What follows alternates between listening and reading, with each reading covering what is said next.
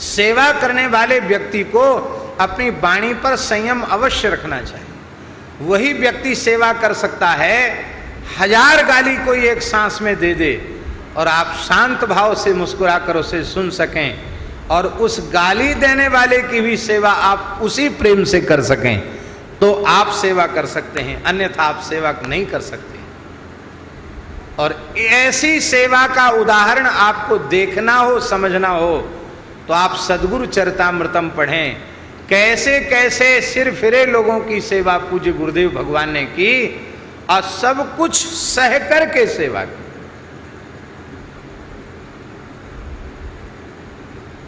बाबा ऐसा तो कोई उदाहरण हमारे आपके जीवन में देख लो जैसे लोगों की सेवा महाराज जी ने की।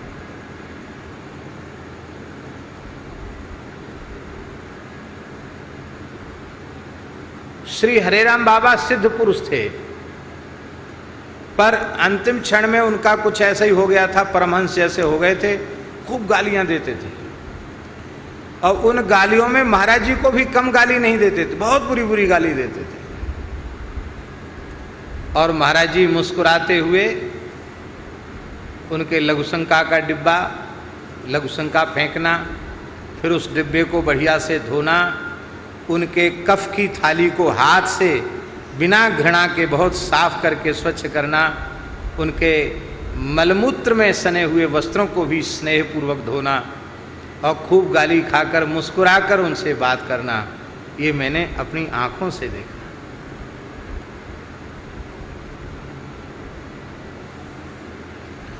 महाराज जी से कहते नरकों में जाएगा, नरकों में, महाराज जी को तो नरकों में जाएगा। महाराज जी कहते गुरु महाराज आप समर्थ महापुरुष हो, जहाँ भेज दोगे वहीं चले जाएंगे। हम लोगों को बड़ा खराब लगता, बताओ महाराज जी से महात्मा दिन रात महाराज जी सेवा करते हैं और महाराज जी से ऐसे बोलता है। हम लोगों के लिए बाबा कहते ए भट्टमाली, महाराज जी कहते हाँ महाराज।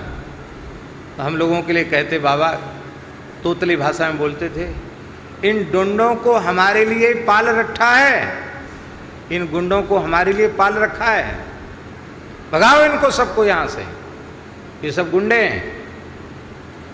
तो महाराज जी हाथ जोड़कर कहते महाराज अच्छे लोगों का निर्वाह तो सब जगह हो जाता है, हरि गुरु संतों का ही दरबार ऐसा है जहाँ बुरे से बुरे जीवों का भी निर्वाह हो जाता। ये बेचारे गुंडे बदमाश कहाँ जाएंगे, आप आशीर्वाद दीजिए, आपके आशीर्वाद से सब सुधर जाएंगे, सब सज्जन हो जाएंगे, आप इन पर कृपा कीजिए। अच्छा मेरा पक्ष नहीं लेगा, चेलों का पक्ष लेगा, चेलों का पक्ष लेगा। कभी देखा ही नहीं कि उनको क्रोध आया हो।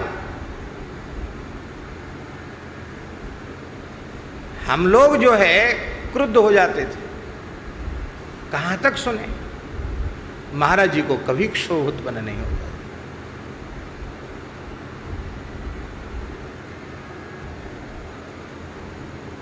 बाबा प्रणाम, कहो बच्चा क्या बात है, आज मेरा जन्म दिवस है, आशीर्वाद दीजिए। तू जल्दी मरेगा। यदि आपने कह दिया कि आज मेरा जन्म दिवस है, मुझे आशीर्वाद दीजिए, बोले जल्दी मरेगा, बुरी तरीके से मरेगा, कीड़ा पर के मरेगा। अब आपकी हिम्मत होगी आशीर्वाद मांगने की जन्म दिवस का?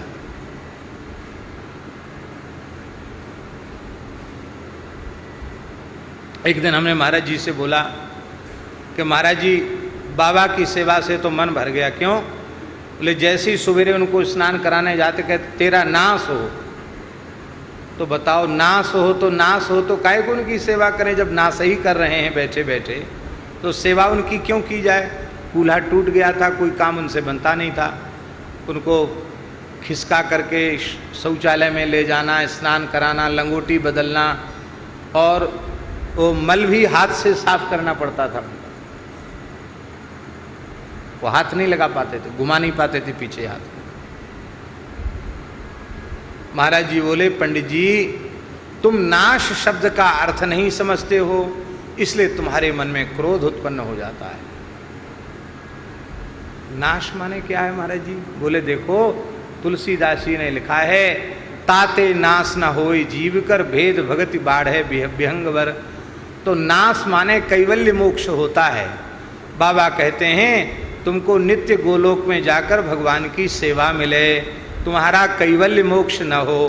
कितनी बढ़िया बात करते हैं, कैवल्य मोक्ष न हो, तुम्हें भगवान के नित्य धाम में सेवा मिले, कितना बढ़िया आशीर्वाद दे रहे हैं। और तुमको क्रोध आता है कि सवेरे सवेरे नाश हो, ऐसा आप श्राप देते हैं बाबा। ऐसी विचित्र अर्थ करने की पद्धति थी महाराज जी की। अब बाबा किस भाव से कहते थे तो बाबा ही जाने, पर महाराज जी उसका आशय ये निकालते थे। तो सेवा वह कर सकता है जिसने क्रोध को, काम को, लोभ को, मोह को, मद को, इन सारे विकारों को पी लिया हो, बिल्कुल समाप्त हो गए हों जिसके, ऐसा व्यक्ति ही सेवा कर सकता है। नहीं तो सेवा बहुत कठिन है। और श्री शत्रुघ्न जी महाराज की विशेषता ये है, शत्रुघ्न जी के चरित्र में कहीं कोई विकार नहीं है। आप लोग कहेंगे कि आपकी बात अब हम काट तो कैसे सकते हैं, लेकिन एक बात तो बिल्कुल प्रत्यक्ष है कि जब भरत जी केकई के भवन से निकले,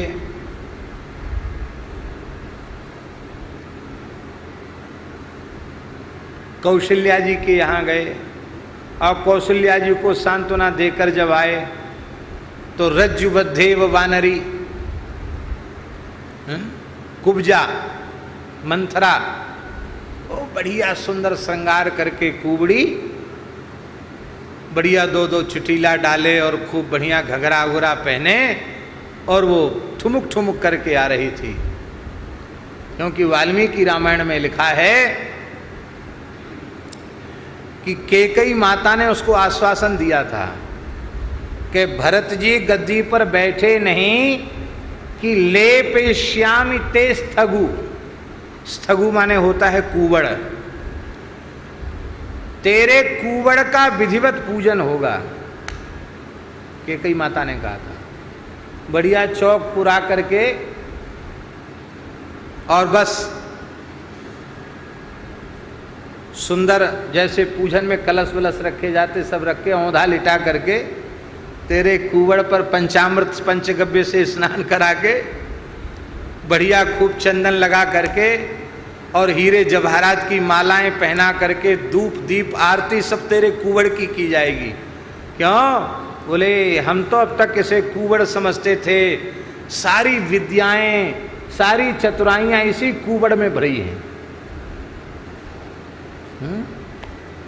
भरत बस राजा बन जाएं, ये बात शत्रुघ्न जी को पता चल गई थी कि सारी बुद्धि इसके कुवड़ में भरी है और इसके कुवड़ की पूजा होनी है।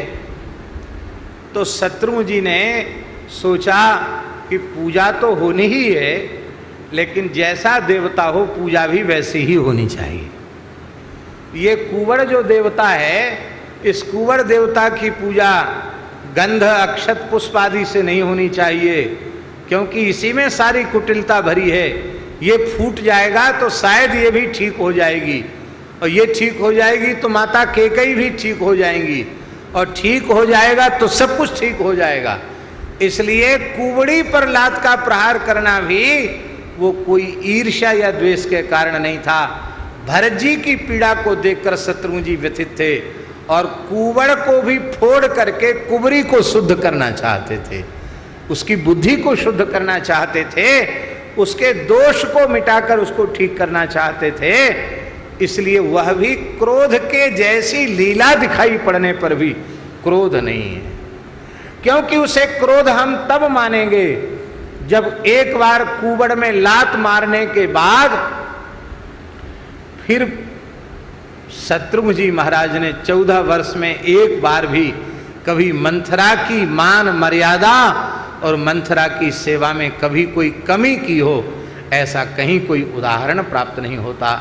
शत्रुघ्न कुमार मंथरा के यहाँ भी नित्य प्रति जाते हैं, प्रणाम करते हैं। क्यों प्रणाम करते हैं? क्योंकि ज्ञाति दासी, वाल्मीकि रामायण में लिखा है वो ज्ञाति दासी थी। ज्ञाति